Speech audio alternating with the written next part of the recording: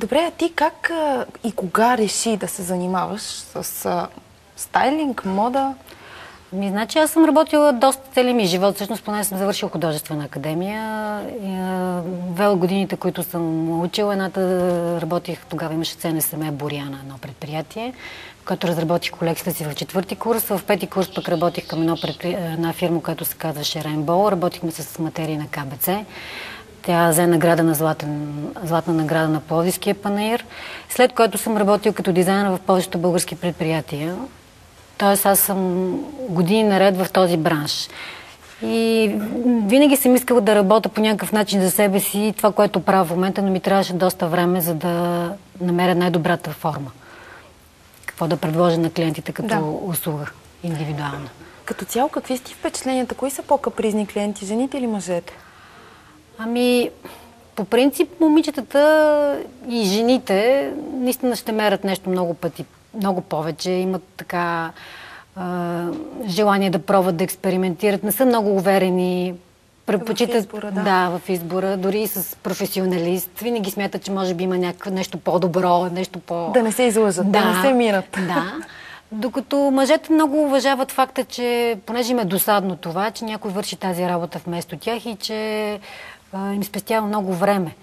И понеже съм имала случаи, когато наистина един мъж, когато е добре облечен, прави впечатление и го питат. И някакси тогава неговото самочувствието му е съвсем друго.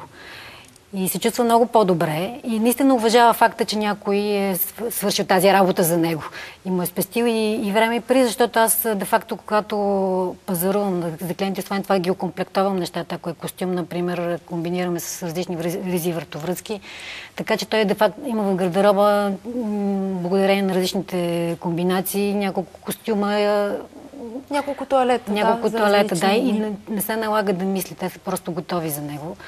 По същия начин мога да направя и за жените, които като пазаруваме за сезона, комплектоваме няколко неща.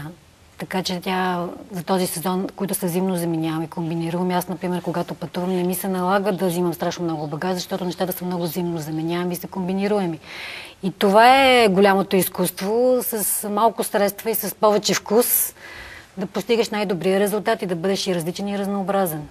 И да бъдеш адекватно облечен, например, не да е зима, да е студено, а ти да си облечен с тънки дрехи, защото, особено ако имунната ти система е слаба, се разболяваш. Това е друго много важно нещо. Значи, в зависимост от сезона, аз не смятам, че трябва хората да робуват на суетността, т.е. трябва да има някакъв баланс между нещата. Да изглеждаш добре, независимо от сезона, независимо от какви дрехи си, да се чувстваш комфортно и да се чувстваш и красив и желан.